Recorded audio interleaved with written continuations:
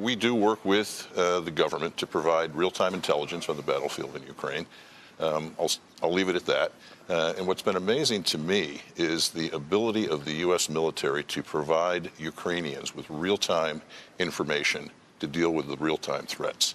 So we see, we can see a Russian tank, we can see a Russian APC, we can see a Russian missile get launched, and that information gets fed to the Ukrainians, and they can actually act on it almost immediately, which is something I think the Russians never contemplated when they invaded Ukraine. The government's an important client, obviously. Governments around the world are important clients. So there's procurement.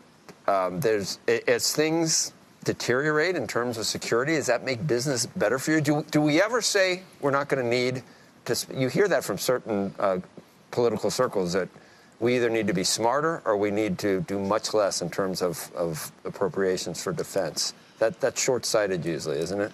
Well, look, it would be Pollyannish to say that there are no threats and that there's never going to be another threat against the homeland. And I think providing a very strong deterrent is what the defense industry is all about. We want to have the best technology, the best systems, and the best trained people to make sure that people don't do stupid things. And I would tell you what Mr. Putin did in February of this year was stupid. And he didn't understand where the West was. He didn't understand how NATO and the U.S. was going to stand up to the Russians and provide what I consider to be incredible levels of support. So having a strong defense, it's essential. The world's not going to get safer tomorrow. I mean, we would all love that, right? We don't need defense because everybody gets along. The fact is that's just not the way the world works. So you and Doug McMillan, it seems like you do completely different things in terms of, but in terms of tax policy, in terms of the economy in this country, is it similar? Do you have similar concerns? If we go into recession, is it going to affect Raytheon in the same way it would affect a Walmart? No, of course not. Doug's business is much more consumer-oriented. We're a B2B business. The fact is, about 45% of our business today is commercial aerospace. So that will be commercial aerospace. So but you had Scott Kirby on earlier, right? Yeah. The demand in commercial aero is incredible. I mean, we're back to about 75% of 2019 levels, and that's with China still in the tank. By the end of next year, I expect we'll be back to right where we were for 2019 levels.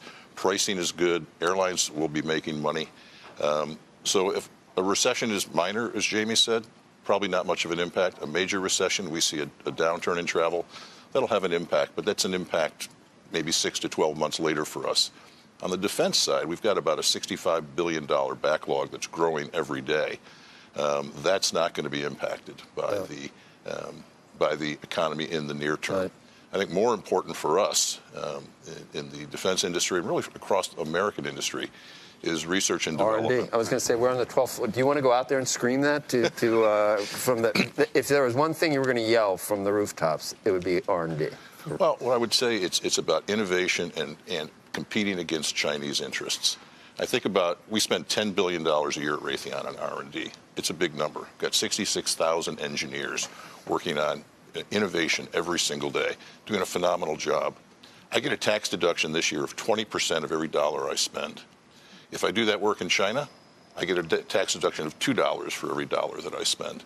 This is something that was included in the 2017 Jobs Act that was thought that would never go into effect. Unfortunately, we haven't been able to make much progress.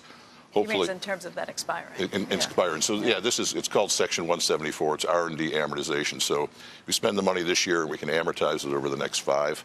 That cost me on my $10 billion of R&D about $2 billion of cash this year.